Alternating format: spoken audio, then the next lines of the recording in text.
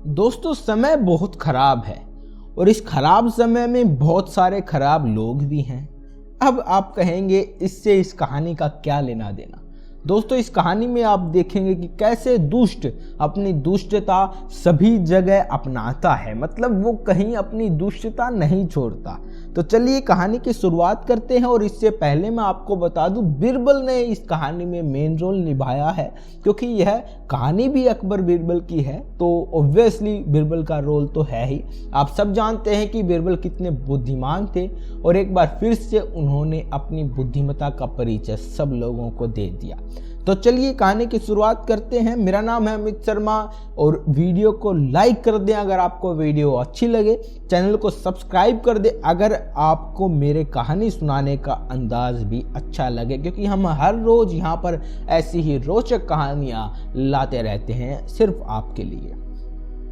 चलिए कहानी की शुरुआत करते हैं। एक बार की बात है, बादशाह अकबर के दरबार में उनसे नौकरी मांगने की फरियाद लेकर एक व्यक्ति पहुंचा।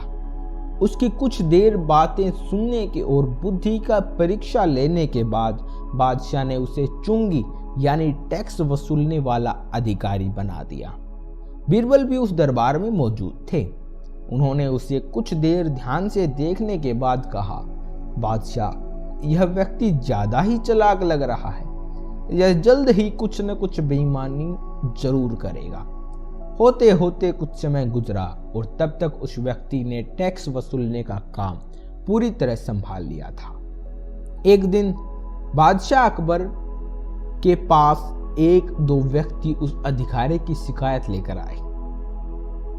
शिकायतें मामूली थी, इसलिए उन पर ज्यादा किसी ने ध्यान नहीं दिया। उसके बाद रिश्वत लेने और जनता को परेशान करने के आरोप भी उस अधिकारी पर लगने लगे। इतनी शिकायतें आने के बाद बादशाह ने सोचा कि इसका तबादला ऐसी जगह कर देता हूं जहां इसे बेईमानी करने का मौका ही न मिल पाए। इतना सोचते ही बादशाह ने फैसला किया उसे अस्तबल का मुंशी बनाया जाएगा। फिर अकबर ने के मन में कहा कि अब घोड़ों की लीद उठवाने के काम में ये क्या बेईमानी कर पाएगा। वहां मुंशी के पद पर पहुंचते ही उस व्यक्ति ने फिर से रिश्वत लेना शुरू कर दिया।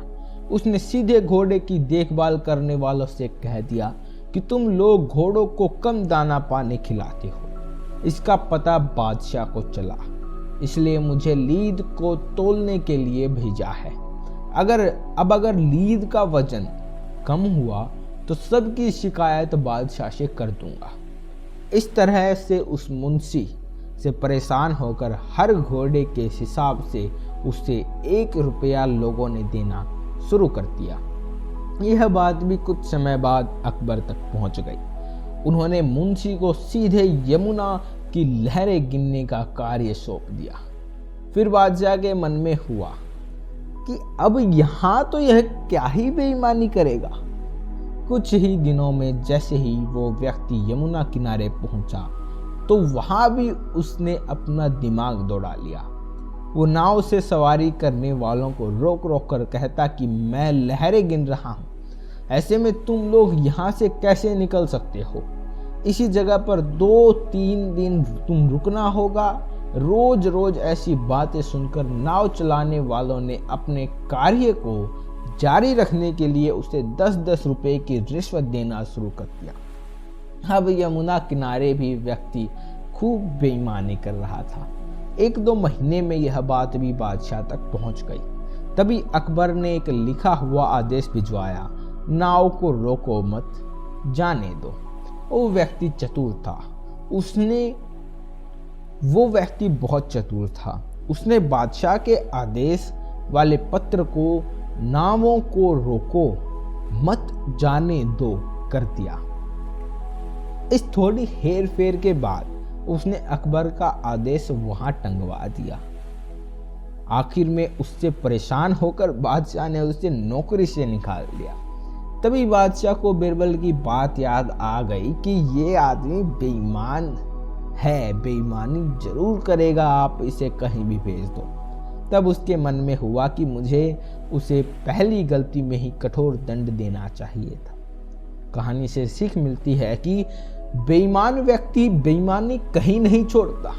आप कहीं भी उसे भेज दो, वो बेईमानी करने के 1000 तरीके वहां पर ढूंढ लेगा। तो ऐसे में सही यही रहे कि हम सबसे पहले ही एक कठोर कदम उसके खिलाफ उठाएं, ताकि हमें बाद में पछतावा ना हो, बाद में कुछ ऐसा सोचने की ज़रूरत ना हो कि हमने ये क्या किया। तो इससे आपको कुछ न कुछ सीखने को ज़रूर मिला होगा। अगर ऐसा हुआ है तो वीडियो को लाइक कर दीजिए, चैनल को सब्सक्राइब कर दीजिए और ऐसी ही वीडियोस के लिए बेल आइकन को भी प्रेस कर दीजिए, ताकि सबसे पहले आपको ऐसी इंटरेस्टिंग रोचक स्टोरीज आपको सुनने को मिले। आपका बहुत बहुत धन्यवाद करता हूँ इस वीडियो को देखने के लिए। और अगर आपको कोई भी हमसे परेशानी या फिर हमारे से कोई भी गलती हो गई तो कमेंट सेक्शन में ज़रूर लिखिएगा। हमारे कहानी सुनाने का अंदाज़ आपको अच्छा नहीं लगा तो भी आप कमेंट सेक्शन में ज़रूर लिखिएगा। आपके कमेंट्स में हर रोज़ पढ़ता हूँ। आपका बहुत बहुत धन्यवाद। मिलते हैं अगली वीडियो में। तब तक के लिए आपकी स्क्रीन पर 2 और वीडियोज़ आ रही हैं, आप उन्हें भी देख सकते हैं। आपका बहुत बहुत धन्यवाद। जय हिंद।